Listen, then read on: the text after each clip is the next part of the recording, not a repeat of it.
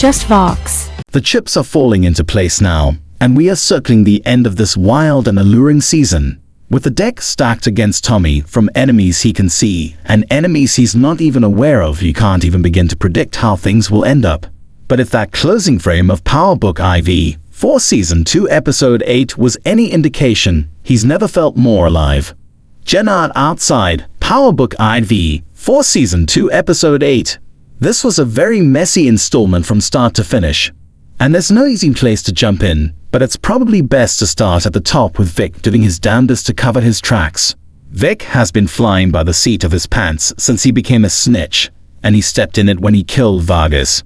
He may not have had a choice, but it put an even larger target on his back as far as Stacy was concerned. Stacy Marks feels like every attorney we've seen across the Power universe rolled into one. Notoriously bad at their jobs, save for a couple, the attorneys we've seen in this universe are obsessed with bringing down the bad guy to the point their ethics go flying out the damn window, often alongside their dignity. Stacy, you know, if Miguel Garcia finds out that you fucking his little sister, he might take you off the map before I do. Be careful, Mr. Egan. Chicago is a very dangerous city. Tommy, so I keep hearing. Permalink. Tommy, so I keep hearing. Stacy wants to make her mark in Chicago, and she sees a pathway by capturing a notorious criminal like Tommy Egan. I'm sure she wants to help rid the streets of drugs and violence, but I can't help but think her ambition trumps almost everything else. Bobby provides an interesting counterpoint to that ambition, but she doesn't seem to really listen to him ever. She's got a plan, and she's operating in a way where she will get all the glory if things go right. But things haven't been going right, and while she's had Vic on the hook, he's been about the least helpful informant in the history of informants. Vic Flynn made his bed and has to lie in it now, though it's so apparent to Stacy and the audience that he doesn't want to really screw Tommy over.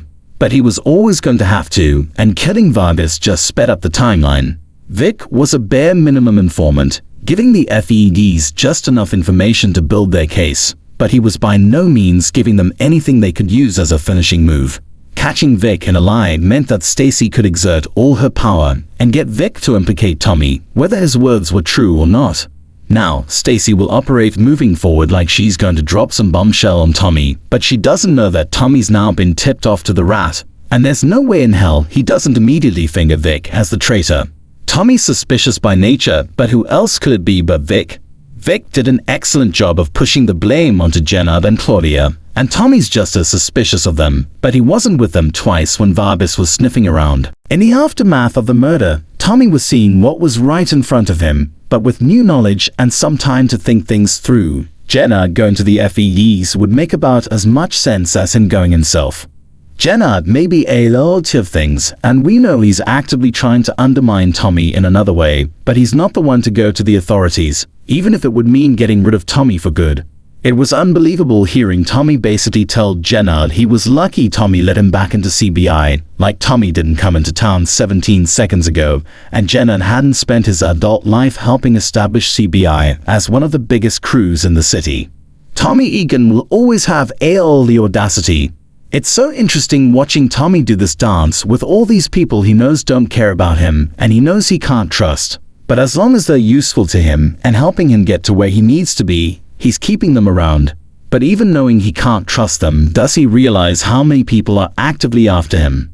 We know that Tommy can find his way out of even the most dire of situations. But it's okay to be concerned about Tommy because he's got heat from so many different directions, and he can't jump over every hurdle. We've seen him get tripped up in the past, and we've seen him lose people, and we've seen him hit rock bottom. To think Tommy can be in control at all times and never get touched would make for a pretty damn boring show, and that's never been how Power has operated. Right now, Diamond and Maria, if you want to lump her in, are the only people in Tommy's orbit not preying on his downfall and making moves to make it happen. And we'll see over the next 2 hours if they succeed or not. Speaking of Tommy's enemies, it took almost the whole season for Miguel to finally see what his abuelita picked up on immediately. Miguel Garcia's got pride oozing out of his pores, and he needed to be stared in the face with Tommy's betrayal to understand that he was being played. And he didn't even have time to fully process that before Tommy decided to rub it in by rubbing elbows with his superiors. Tommy has done a great job keeping his relationship with Mireya and his business relationship with Miguel separate. Still, he pounced on her information about the quinceañera without hesitation or care for how it would make Mireia feel. Tommy had a great speech about wanting to be honest with Mireia and learning from his past mistakes, but he didn't seem to think about how his barging into the party to talk business would affect his relationship. Mireia has been so up and down with Tommy, from swearing him off, but not really, and falling head over heels seemingly overnight. But wasn't it always going to end up here? She has alluded to Miguel killing one or both of them about 40 times by now, but she's always folded when Tommy would assure her everything would be okay. But seeing Tommy and Miguel together must have been the spark she needed to push her to walk away from the situation.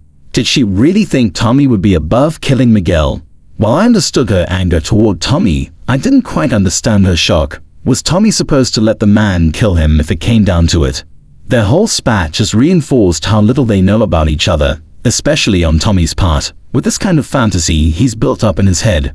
He fully convinced himself they could come clean to the world, and that if Miguel pushed back, he'd stick a bullet in his head, and then he and Mireia Garcia would live happily ever after. That was absolutely never going to happen, even with Mireia's insistence that Miguel would kill her in a minute. She was never going to advocate for Miguel's death. Stacy's little drop by Mireia's was precisely why she didn't want to get involved with Tommy in the first place. She's made an effort to stay clear of Miguel's business, and here she gets involved with Tommy, and suddenly she could be involved in an RICO. Dropping the Lakeisha bomb was something I didn't see coming, and once Mireia does a little research, what will she do moving forward? While I can't see Mireia straight up turning on Tommy in any way, how deep are her feelings right now?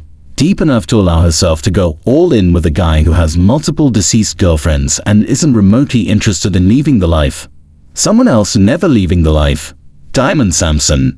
Look, I'm an unapologetic Diamond stan. There's something about his calming presence and quiet dominance I've enjoyed since he was introduced, and since he's been with Tommy, their partnership, while Rocky has still been such an exciting part of the season. I've lamented the subplot with Leon and Gianna only because it's felt out of place from everything else.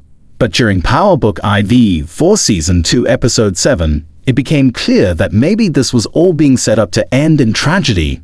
Now, it also taught Diamond something, or at the very least allowed him his first chance since getting out of prison to do more than be the man he was before he went in. You could see the pride on his face when Reeves thanked him for his speech and heard that he made a difference in someone's life in a positive way. Diamond wasn't exactly walking around trying to be some motivational speaker or a man who gave back to the community, but he enjoyed helping Leon, and he enjoyed helping him become more assertive and aware of his strength. He was beaming, watching Leon stand up for himself and punch that bully straight in his jaw, but everything turned terrible in the blink of an eye.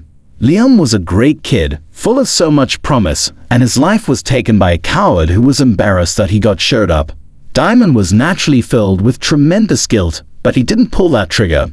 All he wanted to do since he met Leon was help him, not complicate his life or put him in danger. That was never his intention, and the guilt he'll feel about this one will be heavy in his heart for a long time. As I was saying before, Diamond's calm is something I love and something we're so used to seeing, but Leon's death just tore him up to the point he was drinking himself to blackout territory and showering himself in drugs and money to prove a point. Jana, I know who you are. My neighbor told me. Diamond. Oh yeah? Who am I? Jana. Diamond Samson, head of CBI. You're a gangbanger and a drug dealer, but don't get it twisted. I knew that before I let you in my bed. I'm grown. Permalink, Diamond Samson, head of CBI. You're a gangbanger and a drug dealer, but don't get it. Diamond asked Gianna to tell him who he was earlier, and he couldn't even deny it to himself anymore, so he decided to wear it like a scarlet letter.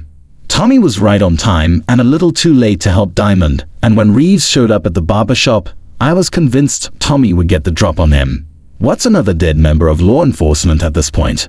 But Diamond literally breaking free of his stupor to just Sweeney Todd his parole officer was crazy. The deaths of the season do not stop, especially the deaths of those in perceived positions of power. Tommy was worried about Diamond all hour, afraid that he was slipping. He had his priorities mixed up. And a distracted and unfocused Diamond was bad for Tommy. In the long run, things don't work without Diamond, and that's why he was so happy to see that blood cascading down the mirror. The Diamond Samson he needed was back, and now the games can truly begin. Everything else you need to know. The blood squirting from Reed's neck was so nasty, one of the nastier deaths on the series. I mentioned this earlier, but Stacy genuinely doesn't listen to anything Bobby says. I would feel bad for him, but he knows who he married. It took me way too long to remember who Jamal was when he first confronted Reeves. Kate returned just for JP to tell her the truth and give her an ultimatum regarding her sobriety. I don't know if that will work with Kate, nor do I know where this neglected storyline is going. Kate said she was in New York, and I'm very curious about what she was doing there. How many times will Janet get choked this season? That is a serious question. Merkovic has taken about as many L's as Janet has this season, and maybe he needs to team up with Miguel because I don't see how the Surds make it out of this season any other way. Claudia Flynn, always wanting to go scorched earth, will eventually come back to bite her. She's putting too much trust in Shanti, not understanding that Shanti's loyalty will be to herself and Jenna before anyone else. It's fascinating watching Shanti work and seeing how she navigates her position with everyone around her. In another life, she and Tommy would have been an exciting team. But in this life, I look forward to seeing them become true adversaries once Tommy fully figures out the game she's playing. This was a lot of words, but if there was ever an episode that needed it, it's this one. Not a single minute of this hour was wasted, and with only 2 episodes left, we're heading toward an epic conclusion. Do me a favor and drop all your thoughts down below, and make sure you watch Power Book ID Force Online right now so you can join the conversation.